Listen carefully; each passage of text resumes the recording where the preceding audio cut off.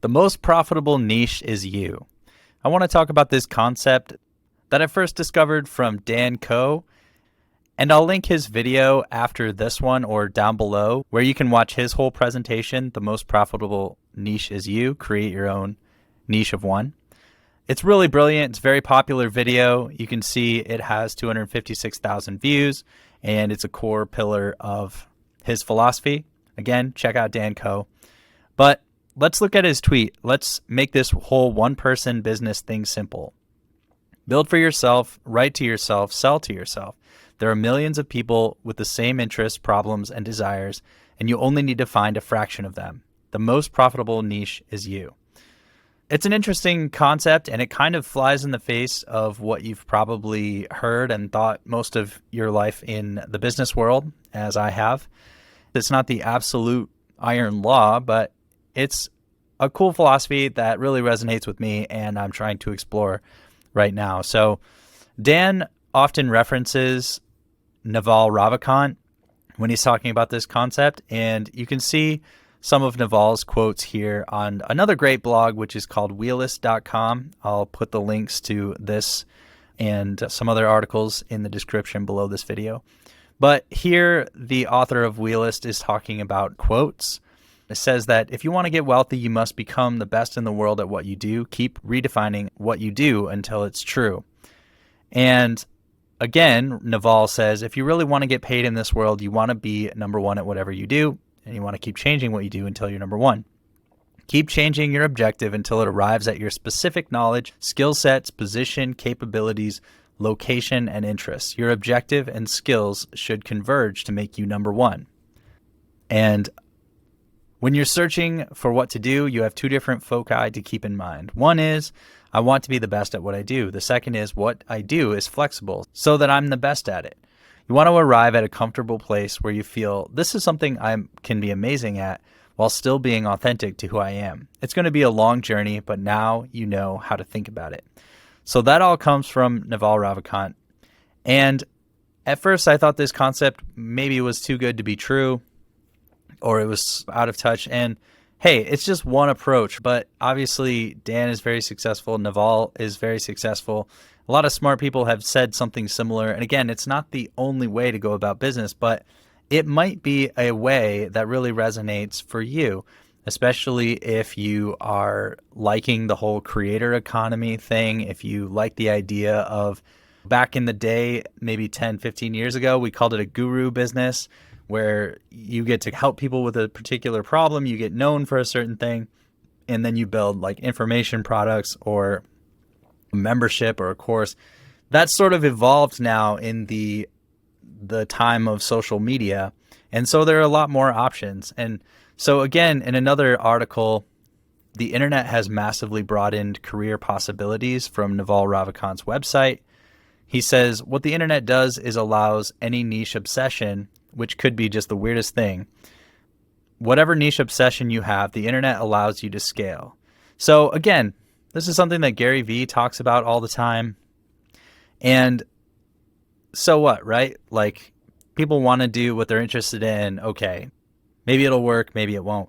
But I think the hidden genius behind this concept, having started applying it myself, is that if you only work on things that you're interested in, then you always have the energy to do the hard, the boring, the annoying stuff that comes with the territory of doing business or creating things. So I think the true genius of this is not necessarily to validate that your hobbies or skills or interests are monetizable, because they are, but who cares?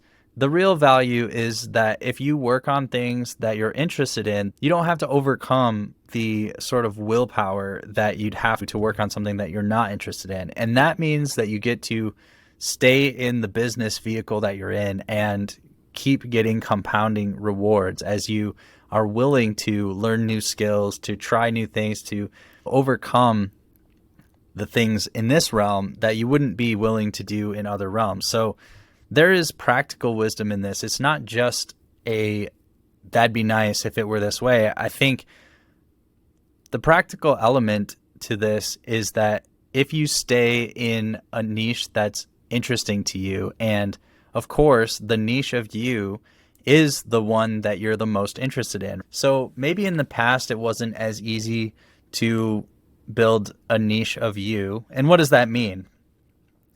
That just means that you can essentially build a business around all the things that you're interested in. Now, this may or may not be a good idea. That might sound terrible to you, might sound not interesting at all, and that's totally fine. But if it does sound interesting, then you should explore this. You should try it out for yourself and see if, for example, in my experience in affiliate marketing, I was always interested by the idea of having lots of different sites, lots of different properties about lots of different niches and stuff. And a lot of people, I think, are interested in that.